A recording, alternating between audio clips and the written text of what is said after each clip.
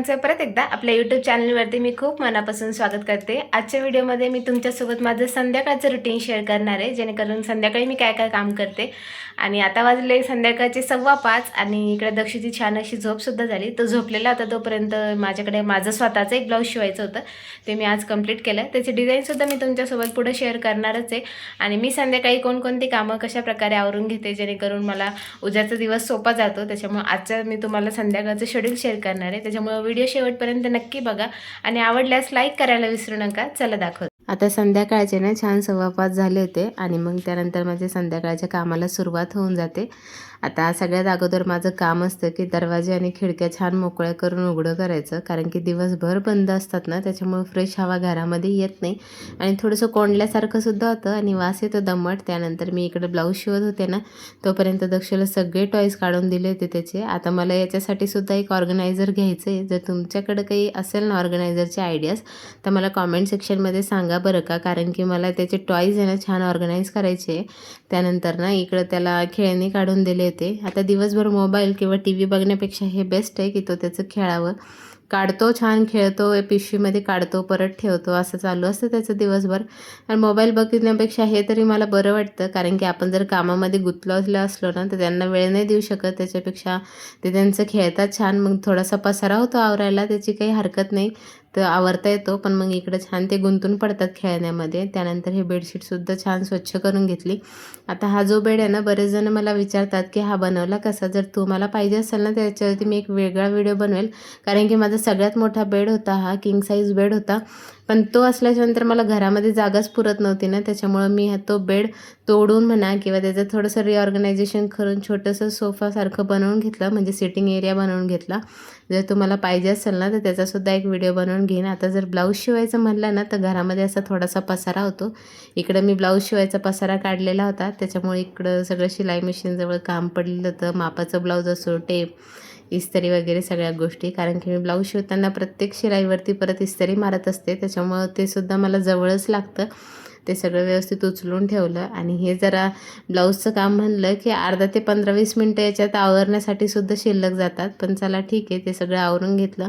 आणि मग दुपारच्या वेळेला ना छान दुपारची भाजी ज्या वेळेला केली होती ना, तर दक्ष तोपर्यंत झोपला होता। म्हणलं तो झोपलेला आहे तोपर्यंत मी ब्लाऊज शिवून घेते, कारण की तो उठल्यावर मग त्याला खाली घेऊन जायचं असतं खेळायला, त्याच्यामुळे ते तसंच राहू दिलं। मागच्या रूममधलं सगळा पसारा स्वयंपाकघरातलं तसंच पडून राहिलेलं होतं, तोपर्यंत मी इकडं सगळं ब्लाऊजचं आवरून घेतलं होतं। आणि आता संध्याकाळी इकडे सगळा राडा पडला होता, म्हणलं चला अगोदर किचन ओटा स्वच्छ करून घेऊ, हे माझे सकाळचंच काम असतं, पण त्यावेळेला नाही जमलं आज मला करायला, त्याच्यामुळे संध्याकाळी, कारण की आज रविवार म्हणलं की जरा निवांतच असतो आपण।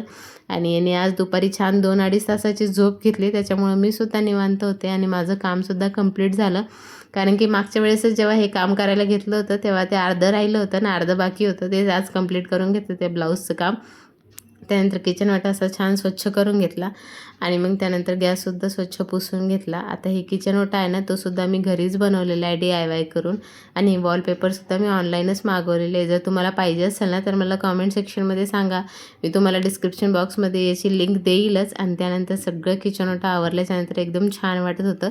हे आवरता मला बराच वेळ झाला होता, 5:45 वाजले होते आणि सगळ्या गोष्टी व्यवस्थित आवरून स्वच्छ पुसून झाल्या होत्या। आता फक्त झाडझूड करायची बाकी होती। संध्याकाळच्या अगोदर म्हटलं झाडझूड करून घ्यावं। आता आमच्या इथे आहे ना ह्या केरसुनीनेच झाडू मारतात, याला झाडू म्हणतात आमच्या इथे, यानेच झाडू मारतात, कारण की आमच्या इथे याला लक्ष्मी स्वरूपीच मानतात, म्हणून त्यांनीच झाडू मारतात। बऱ्याच ठिकाणी आता उंच झाडू यायला लागले त्यांनी झाडू मारतात, पण आमच्या इकडे यालाच लक्ष्मी मानतात म्हणून यानेच आम्ही झाडू मारतो। तसंही हे शरीरासाठी योग्य आहे, याच्यातून व्यायामसुद्धा होतो आपला। त्यानंतर घरातली झाडझूड करून घेते, बाहेरची सुद्धा छान अशी झाडझूड करून घेते।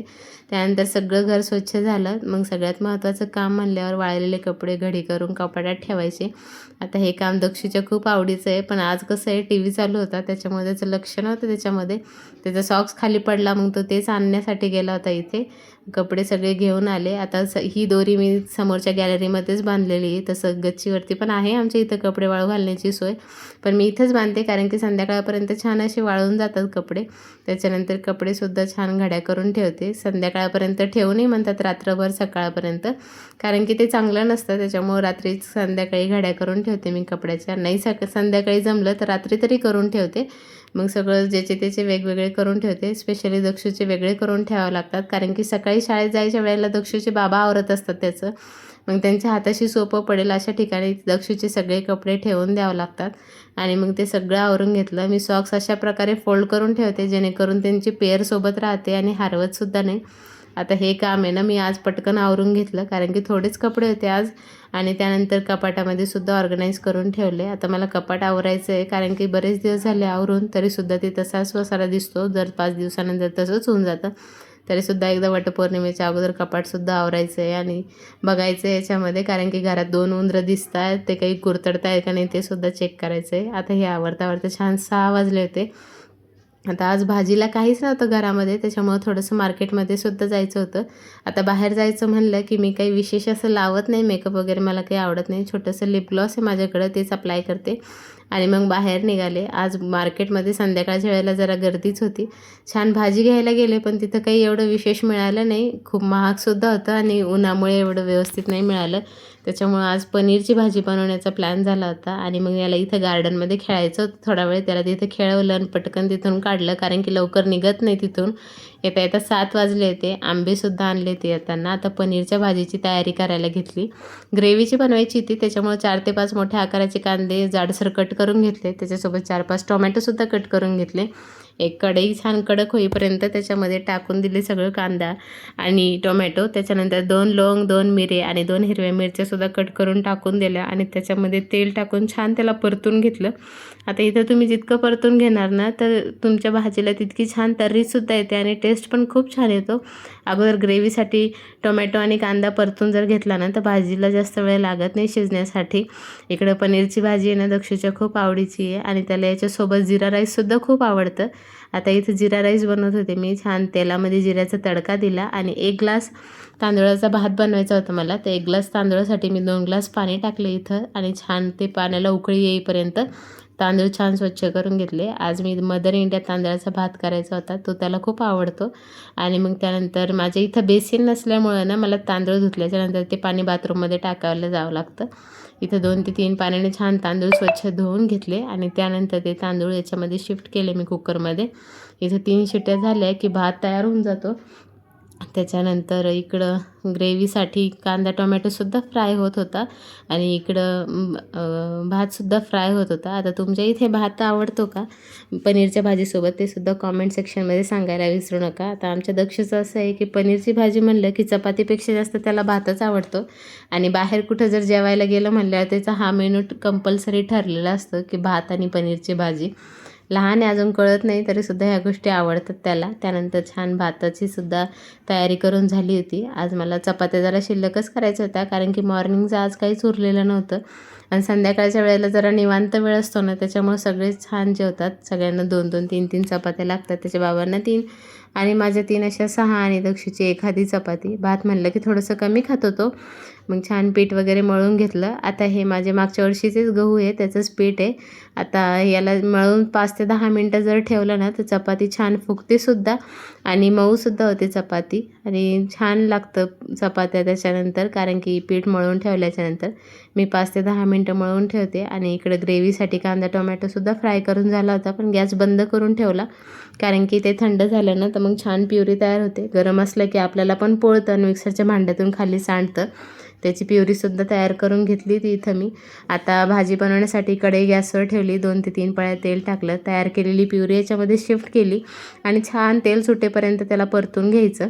जोपर्यंत तुम्ही तेल सुटेपर्यंत परतणार नाही ना, तर भाजीचा टेस्टसुद्धा छान लागत नाही, कच्चा लागतो भाजीचा टेस्ट. आता कोणी कोणी पनीरसुद्धा तळून घेतं, पण मी काही इथं पनीर तळत नाही, कारण की तळल्याच्यानंतर पनीर कडक होतं. आता इथं लाल तिखट, हळद, कांदा लसूण मसाला, पनीर मसाला, अंबारी मसाला आणि मीठ टाकून छान परतून घेतलं. हे सुद्धा खूप छान तेल सुटेपर्यंत परतून घ्यायचं आणि कमी आचेवरतीच परतायचं, जेणेकरून भाजीचा टेस्ट खूप छान येतो. आता इकडं भाजी तयार होत होती, तोपर्यंत म्हणलं चला चपात्या करून घ्या. भात तर ऑलरेडीच तयार झाला होता. आता इकडे मी स्वयंपाक करत होते, तोपर्यंत समोर TV मध्ये रामरक्षा स्तोत्र चालू होतं. तुम्हाला मिररमध्ये दिसतच असेल. आणि दक्ष तिथं अभ्यास करत होता, कारण की त्याचा होमवर्क बाकी होता काल सॅटर्डेचा. त्याच्यामुळे तो तिकडे अभ्यास करत होता आणि माझं एकीकडं भाजी पण चालू होती. ते पण बघणं चालू आहे, त्यांच्याकडं पण लक्ष कमी आवाजामध्ये कमी गॅसमध्ये त्याला छान परतणं चालू आहे. आणि इकडे चपात्यासुद्धा चालू होत्या. म्हटलं चला आता पटकन हे आवरून घ्यावं. आता पनीरचे छोटे मोठे क्यूब्स करून घेतले आणि न तळता मी याच्यामध्येच फ्राय करते मसाल्यामध्ये, कारण की जर तुम्ही तेलात फ्राय करून टाकलं ना तर ते कडक होतं आणि दाताखाली रबडासारखं लागतं. त्याच्यामुळे त्याचं काही इतकं छान टेस्ट येत नाही. मी तर ह्या पद्धतीनं बनवते. तुम्ही कोणत्या पद्धतीनं बनवता ना ते सुद्धा कॉमेंट सेक्शनमध्ये मला सांगा, म्हणजे मी नेक्स्ट टाईम मी तीसुद्धा ट्राय करून बघेन. त्यानंतर चपात्या इकडे छान अशा टम्म फुगत होत्या आणि स्वयंपाक इकडं होतच आला होता. आता त्यानंतर इकडं बघा छान असा टेस्ट आला याला आणि वास पण खूप छान येत होता भाजीचा. त्यानंतर मी याच्यामध्ये पनीरचे क्यूब्स इथं ॲड केले, इथं व्हिडिओमध्ये दाखवल्याप्रमाणे, आणि इकडे चपात्यासुद्धा चालू होत्या सोबत. त्यानंतर इथे 8:15 वाजले होते आणि इकडं स्वयंपाक झालेला होता. दक्षूच्या बाबांना आज रविवार होता, त्याच्यामुळे यायला थोडासा वेळ होता. म्हणलं चला तोपर्यंत आपण जेवण करून घेऊया. आमच्या दोघांचं ताट वाढून घेतलं. इकडं पनीरची भाजी घेतली, चपात्या घेतल्या, त्याच्यानंतर सोबत आणलेला आंबासुद्धा आज मी कट केलेला होता. भात दक्षूच्या आवडीचा, त्याच्या ताटात थोडासा शिल्लक वाढला आणि मग जेवण करायला घेतलं. आता जेवण करायचं म्हणलं की आज ते नव्हते, तरी तो म्हणत होता आई बाबा येऊपर्यंत थांबव, पण त्यांना आज उशीरच होणार आहे, त्याच्यापेक्षा आम्ही जेवण करून घेतलं. आणि मग असं छान ताट वाढून घेतलं आणि दक्षिण त्याचं ताट समोर घेऊन आला होता. आम्ही दोघांनी छान इथं गप्पा मारत जेवण एन्जॉय केलं. त्यानंतर तो जेवत होता तोपर्यंत माझं जेवण झालं. मी माझं ताट घेऊन केले आणि तो जेवेपर्यंत मी किचन रूम सगळं आवरून घेतलं. आता असं म्हणतात संध्याकाळी किचन रूम स्वच्छ असायला पाहिजे, कारण की माता लक्ष्मी घरामध्ये वास करत असते, येते घरामध्ये आणि चक्कर मारून जाते. आणि घर स्वच्छ असलं की लक्ष्मी मातेचा वास होतो. आणि तसंही जर घर संध्याकाळच्या वेळेला किचन ओटा स्वच्छ असला तर कॉकरोच फिरवत नाही घरामध्ये. त्याच्यामुळे मी संध्याकाळच्या वेळेला किचन ओटा असं स्वच्छ करूनच झोपते. घासून घेते परत एकदा गॅस, आणि समोरचं जे काय वॉलपेपर लावलेलं आहे ते टाईलसारखं दिसतं, त्याच्यावर सुद्धा हात फिरवते जेणेकरून तेलकट होत नाही. व्हाईट कलरचं आहे, तडक्याचे तेलाचे डाग उडतात, मग ते खराब होतं आणि दिसायला पण चांगलं दिसत नाही. त्याच्यामुळे ते सुद्धा स्वच्छ करून घेते. इकडे किचन ओटा आणि किचन खूप छान स्वच्छ पुसून घेतला. गॅस 2दा पुसून घेते. इथं धुता येत नाही कारण की इथं बेसिन पण नाही आहे आणि पाणी पूर्ण घरामध्ये सांडून जातं, त्याच्यामुळे असंच पुसून घ्यावं लागतं घासल्याच्या नंतर. इकडं किचन ओटा आणि गॅस वगैरे खूप छान दिसत होता. आणि इकडं दक्षूचं जेवणसुद्धा झालं होतं आणि मी इकडं सगळं किचन ओटा आणि ते सगळं आवरेपर्यंत 9 वाजले होते आणि तो इकडं घराला झाडू मारत होता. आता ही छोटीशी हेल्प का होईना तो करतो आणि इकडे त्याची मदत खूप इम्पॉर्टंट आहे माझ्यासाठी. तो खूप छान मदत आणि त्याला छान अशी सवयसुद्धा लागते मग या छोट्या मोठ्या गोष्टीची काम करण्याची. त्यानंतर मी सगळे भांडेसुद्धा स्वच्छ करून घेतले होते आणि त्यानंतर मी संध्याकाळच्या वेळेला जे स्किन केअर करते ना ते आज शेअर करते तुमच्यासोबत. सगळ्यात अगोदर तर मी चेहरा स्वच्छ धुवून घेतला आणि त्यानंतर सेटाफिलचं जे काय हे मॉइश्चरायझर आणि क्लिन्झिंग आहे ना ते यूज करते. सगळ्यात अगोदर क्लिन्झिंग घेतलं आणि त्यांनी छान स्वच्छ धुतलेल्या चेहऱ्यावरती ॲप्लिकेशन करून 5 मिनटं मसाज केली. याने ना खूप छान असं डेड स्किन निघून जाते आणि त्याच्यानंतर त्याच्यावरती डेड स्किन निघल्याच्यानंतर जे काय आपण बाहेर जातो धुळीचे पार्टिकल्स आपल्या चेहऱ्यावरती लागलेले असतात ना ते सुद्धा स्वच्छ निघते आणि क्लिन्झिंग केल्याच्यानंतर चेहरा खूप छान टवटवीत वाटतो. तसं हे रोज करायला पाहिजे, पण मला इतका वेळ मिळत नाही, कधी करते तर कधी विसरून जाते. माझ्या नंदेच्या लग्नाच्या वेळेस घेतलं होतं मी, तेव्हापासून याचा रिझल्ट बघते, खूप छान आहे. आणि त्यानंतर ना तुम्ही इथे व्हिडिओमध्ये बघू शकता चेहरा किती छान आणि स्वच्छ वाटतो, व्हिडिओमध्ये तुम्ही बघताच आहे. त्याच्यानंतर डॉक्टरने प्रिस्क्राईब केलेलं हे कोटॅरिलचं जे मी मॉइश्चरायझर आहे ना गेल्या 1 वर्षापासून यूज करते. मला हेच वापरायचं सांगितलं आहे, या व्यतिरिक्त मी दुसरं मॉइश्चरायझरसुद्धा यूज करू शकत नाही, त्याच्यामुळं मी हेच लावते.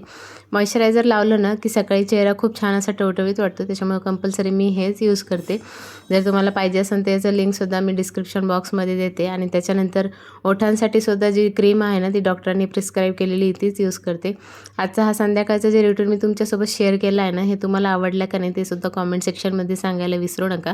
आणि असे लॉंग व्हिडिओज तुम्हाला जर आवडत असेल तर ते सुद्धा सांगा, जेणेकरून मला अजून मोटिवेशन मिळेल. भेटूया अशाच एका नवीन व्हिडिओमध्ये. तोपर्यंत बाय.